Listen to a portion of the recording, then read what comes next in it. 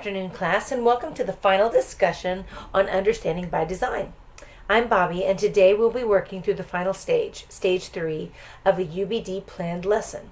In this stage, we plan the learning experiences for the students while making sure that what we teach and how we teach aligns with the first two stages. The first two stages were for the instructor, but this stage is more for the students.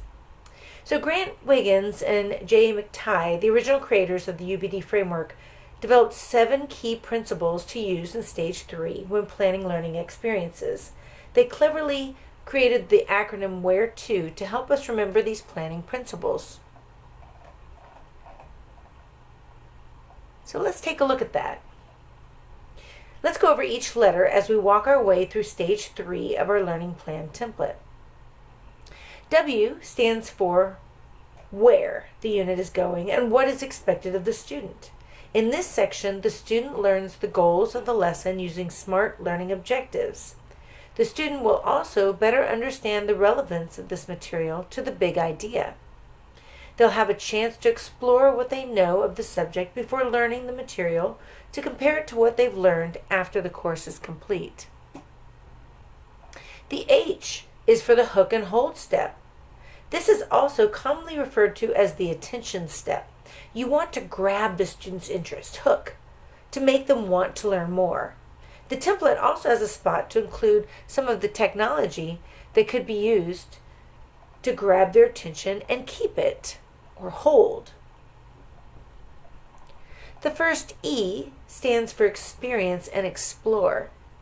In this step, we need to equip the students with what they need to meet the unit's goals. The instructor can list different learning experiences to help the student explore the details around the lesson. The R in WHERETO provides students space to rethink the big ideas of the unit and reflect on how much they've learned. So after the student has been given the lesson, they should have the opportunity to rethink, reflect, and revise their work. Continuing to compare the big idea to their revisions promotes critical thought and deeper understanding.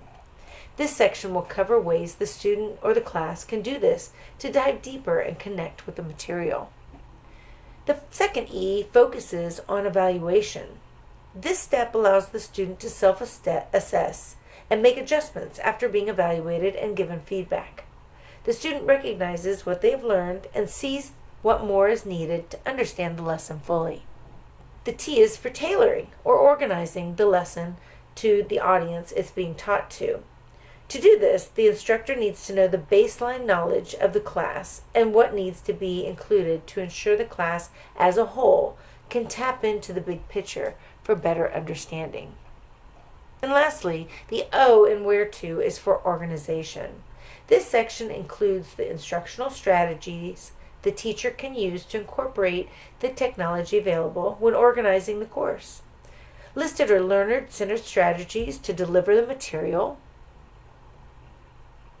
the use of authentic or real-world situations to connect the students and create a meaningful learning environment, and different techniques to promote creativity and complex thought processes. It will also include ways to assess the students' learning aligned with the standards previously outlined, and the technology tools to keep track of this assessment data. When designing your unit using this UbD process, it's also a good idea to include your resources as well. This will be helpful when things change within your field and you need to know what to look back on. So as you can see, this UbD Stage 3 is directed at the students. Once completed, our unit is ready to be launched in the classroom. The unit design is meant to be tested, then corrected as needed. Continue to adjust based on the classroom and student results. The digital template makes it easy to adjust whenever needed. Thanks for coming in today, guys.